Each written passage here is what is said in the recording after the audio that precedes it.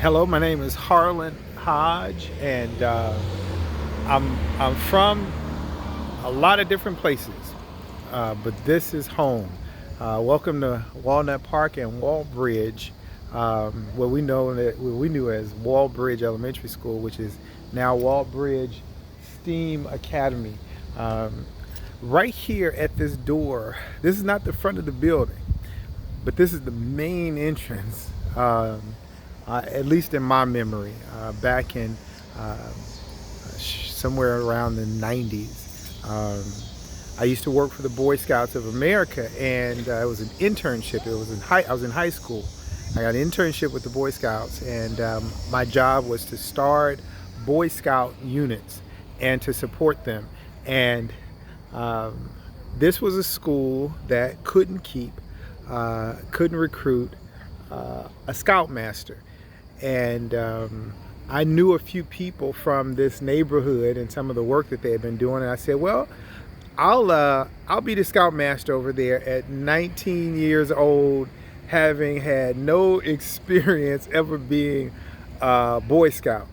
And so I came to this school, and the folks in the school it fully embraced me. Not just the people at the school, but the people in the community.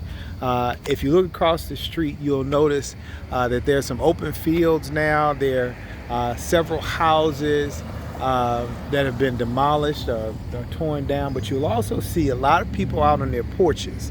And these people are looking out for this community because this is their home. And they look out for the people who live here on their block, who they know belong, and the people who do not belong. And what they did was they gave me a sense of belonging here at this school as the scoutmaster. I learned how to lead children, how to talk to children, how to manage relationships and recruit adult volunteers and all of that stuff right here inside of this cafeteria on the other side of these doors. One of my first kids, his name was Jamil Frederick. I got all of these boys in my first scout meeting, and Jamil was one of the first ones. And that boy was hell on wheels. He had been known for fighting and cursing out teachers and doing all kinds of stuff. So he was constantly in trouble, and they sent him to me. I didn't know that until after a couple of weeks of working with him. Jamil became one of my most loyal Boy Scouts. He never, ever, ever missed a meeting, to my despair. But he also became a good friend of mine and family. So long after, I think I was a Boy Scout leader here for about 10 years. But my relationship with Jamil was lifelong. He lived on Davidson, I believe, and his family and I became really close because we became partners in his development. Unfortunately, it seemed like we would have a reoccurring discussion with Jamil. I would go and pick him up and mentor him on the weekends and take him out and show him different stuff. But it seemed like every time I went to pick him up, he had a new story, and it started like, Mr. Hodge, my brother got shot right there.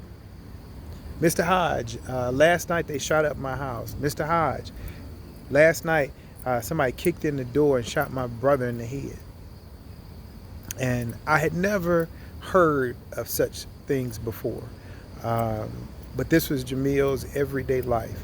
And even after many years passed, I had heard so many horrible stories about the things that he experienced in these blocks surrounding this school, and the dozens and dozens of kids that came through our scouting program eventually became almost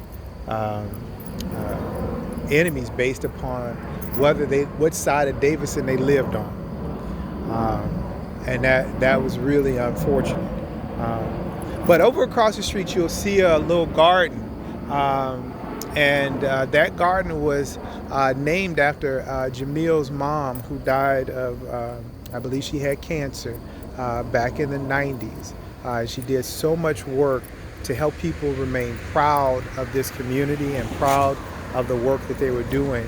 And so Ms. Frederick, We miss you and we appreciate you. She was one of the people who helped me understand that all of our children belong to all of us. And so she gave me the honor of being a part of her son's life and so many other young people in this neighborhood. And so this will always be a very special place to me, also known as home. So thank you for visiting Walnut Park.